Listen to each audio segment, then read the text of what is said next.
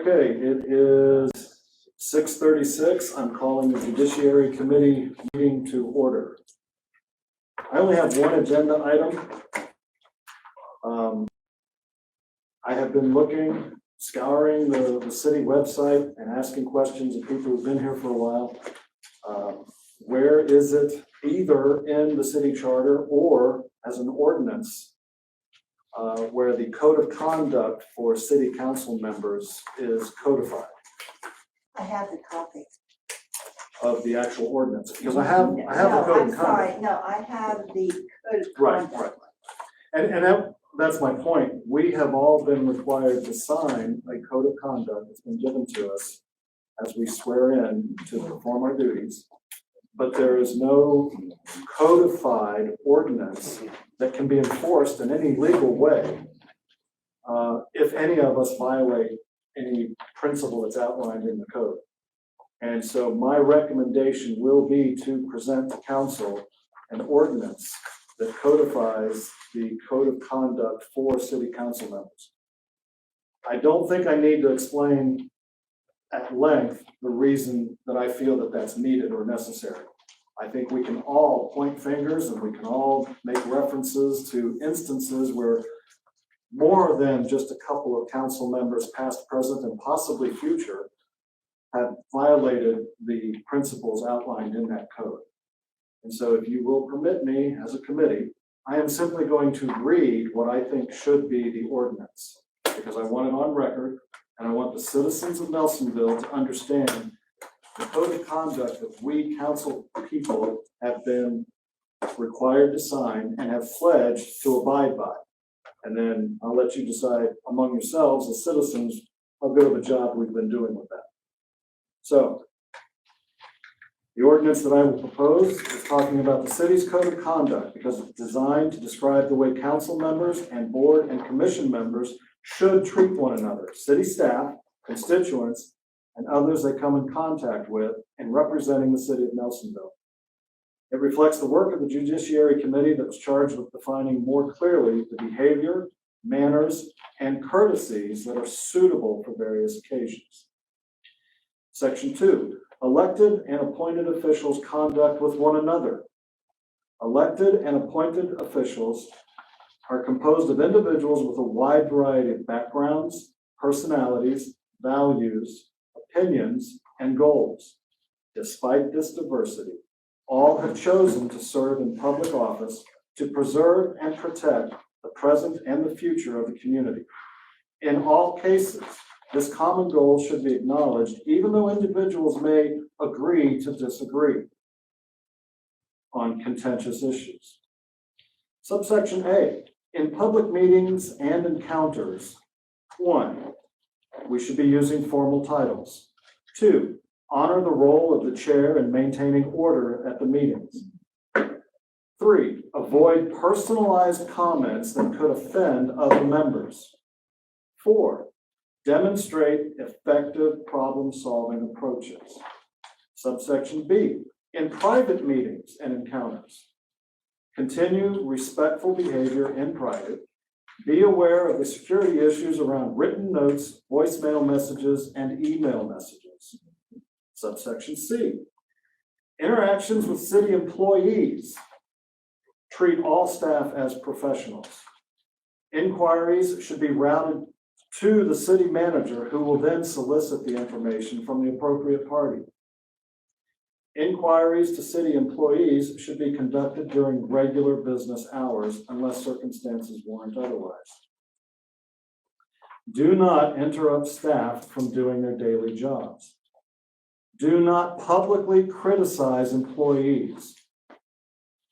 Do not get involved in administrative functions. Do not solicit political support from city staff. Subsection D, social media. Number 1, be professional. Number 2, do not disclose confidential city business. Number 3, do not make derogatory remarks. Number 4, be respectful of all persons and their opinions. Sanctions. Council members who do not sign an acknowledgement of the code of conduct shall be ineligible for council committee assignments. Board and commission members who do not sign an acknowledgement of the code of conduct shall be ineligible to serve on said board or commission. Sanctioned up to and including not being assigned a seat on standing committees. Subsection B. Council members who intentionally and repeatedly do not follow proper conduct may be reprimanded or formally censured by the council, lose seniority or committee assignments or other privileges afforded by the council. Serious infractions of the code of ethics or the code of conduct could lead to other sanctions as deemed appropriate by the council. Public persons who violate the code of conduct while addressing city council may be barred from further testimony at that meeting and may be removed from council chambers. Staff behavior should be referred to the city manager. That, I believe, needs to be an ordinance adopted at the next regularly scheduled council meeting. Could we get a copy of that? Absolutely. And if And I had- have one question. Yes, When ma'am. you're doing the censuring and everything, is that to be done in public or an executive session? That'll be public, always public. Yeah. Always public. Yeah, especially if it involves disciplinary or censuring. I It's only might just- happened one other time. I might just add that maybe that needs to be made obvious. There are some points that need to be tweaked in this before it Okay. becomes an ordinance. So there's a few issues that I need to consult with the city attorney to see what we should be doing correctly, legally. Totally And again, understand. using the best practices of other communities with similar situations. If you look on our city website, the code of conduct exactly. I've got a copy right here. Okay, perfect. That doesn't surprise me at all, Joanne. And But I didn't see all those things in there, and I thought some of those were excellent additions to this and should be there. But I just had that one question because sometimes things get done in executive session that maybe should be more obvious. okay, So I first of all, I think at the time when that code of conduct was written, Elizabeth Jones did a great job with that. She did.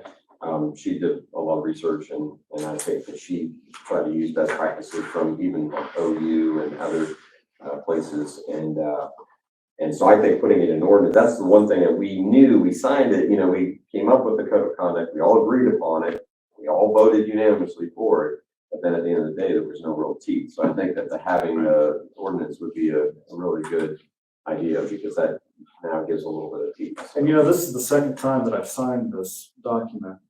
And both times, without any enforcement mechanism in place, I might as well have wallpapered my bathroom with it. Because that's all it was worth. Yeah. So unless we can make this an ordinance that we can enforce, there's no use for us to even sign it anymore. And that's my conviction. Agreed, raising a little discourse has got to be a top priority for this council. So as a committee, I'm asking that we present this to the next regularly scheduled council meeting as an ordinance. I'll get together with Mr. Toy and get the language correct and have it presented as an ordinance to be voted on. I would support that, Chair. I do not have any other business for this committee unless there's any comments from the public that need to be addressed. Any committee members have any comments for anything relevant to the judiciary? No, sir. And those council members who are not on the committee but are present, do you have any comments for the chair at this time? No. I think we do have another issue actually, since so we have some restitution items I think that we need to be addressed. We are seeking restitution from some folks currently. I think that Taylor had also has initiated another restitution of a former employee. But there is a matter of restitution actually on Mr. Sherman for the Gaga pit, which he has not fully paid back and restored the city for. And we also have he was driving the backhoe and broke the back window, and the city has paid for this. Was it the city backhoe? It was city As backhoe. a councilman, he was driving this. Shouldn't, I know, it's, that's. I'm new to this one. I don't know Yeah, what's going on. so, well, so we have those two items I think we need to look at. He has paid $125 back, for the dog outfit. The lumber itself has been, was like $850. So this was, the dog outfit was originally built by a Boy Scout troop. And then, Mr. Sherman had it removed, but it actually didn't go through the proper channels of having it removed, but took it down. And then, I was a scout leader. We came back, we talked to council. He was actually not even aware that it was built by a troop, even though there was a sign on it. Okay, let me ask some questions here. Yep, please. You say he's made partial restitution? He is paid $125. Is that the result of any kind of legal action that's compelled him to do that? The prosecutor gave him a letter stating he was required to pay it back. So we need to get a copy of that letter, find out what the details are, what he is required to do, and if there's still a balance that's owed to the city, then we need to go to the city attorney and ask for guidance on how to proceed from that point. I would agree. And we've got actually, from a meeting in February, there's even, the transcript from that meeting where he was in favor of seeking restitution for, a former city manager. And, so I think it's only appropriate if he feels that he's adamant about, getting the restitution, then he should do the same. What's the total he owes? I didn't add all these up, but it's probably, I'm gonna say it's probably about $1,000, about $900 to $1,000. He said all of these, how many are there? Well, there's receipts here, so looks like there's about 6 receipts. But, we can total it up and figure out what he owes. I have a question, is that correct? Yes, ma'am. Are there any other folks that currently owe restitution to the city? And if so, are we also going after them in the same manner? I would say we should. I agree we should, but I'm asking, are we doing that? Well, I can assure you that there are 2 that are currently being, that we're ensuring that the restitution is being paid. If there is other restitution to be paid in terms of damages, I don't know of. I'm not aware of that, but there could be potentially restitution seeked amongst other individuals for nepotism. Because we are receiving restitution now for a restitution case, for a nepotism case. So that would be the only avenue we have not pursued yet. Yes, Victoria, to help answer her question, is that something that the city auditor's office would be aware of? Like, do they keep a tally of who owes the city what, for what reason? Especially when it's, when the county prosecutor has declared that they are required to pay back. Generally, they'll notify the auditor's office when there's restitution. Okay, so if we request from the city auditor a list of outstanding restitution cases and what the status is, then we can answer Rita's question. Correct. And we can start following up on all of those. Because I think I agree with her commentary though, if we're going to do this, we need to be fair. Oh, absolutely. No, I mean, if there's one person that is supposed to, is required through some court action or legal proceeding, to provide restitution, then anybody who's in that situation needs to be addressed as well. I agree. So I say let's ask the auditor where we're at and who we need to contact, and we'll move on from there. I'll send it a request. Can I ask a question? Yes, ma'am. Since this money is outstanding, should I have been the auditor's position to keep up on top of that and not let it fall behind? Possibly. I mean, we actually don't, Possibly? we don't actually. Sorry, I we- didn't mean to raise my voice. We actually don't have a procedure for it. So, I mean, because, We didn't pass that ordinance where you can just collect money without. yeah, I mean, I don't know how the latest, situation that we're collecting restitution, they received a letter from the county prosecutor, and the county prosecutor, I believe, is the one following up to ensure those are being paid. So in this matter, he did receive a letter from the county prosecutor, but I don't think there's been follow-up from the county prosecutor on that. So I'm just saying, as a city, I don't believe we actually have a process for how we should go about that, and that would be something we can put in Maybe that's place. something we need to look at. So, I'm sorry? Thank you.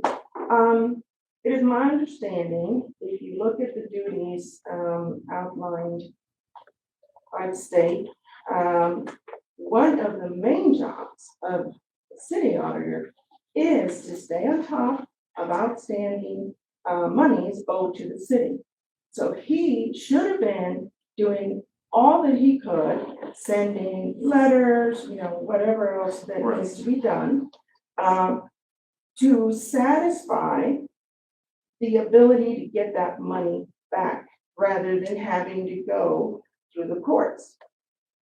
That is what I read for the state, and I assume that it's the same for every city auditor, because that's what it stated. Well, we definitely need to look at that. Well, we need to look at the dates of this particular situation, because I'm not sure the current auditor. He wasn't the auditor then. and- Yeah, that's so. And that a stuff good was point. paid by a former city manager and a former auditor. And there was no questions asked, and they just did it. I still have 7 minutes for my allotted meeting time, so since the city auditor just popped in, do you mind if we ambush you for a minute? Sure. That's a behavior I'm used to around here. Great time. The question has been asked, we're discussing, outstanding balances on restitution that's owed to the city. Okay.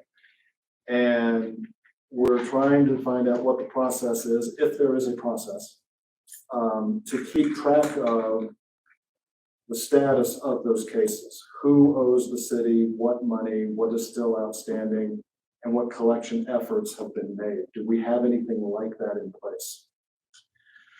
Well, so it can depend case by case. So the reason I say that is because the city's most effective mechanism for restitution is the Attorney General's office. So the AG's office will collect, if there's interest, it will accrue interest with them. If there's interest, I believe they keep it as part of the services.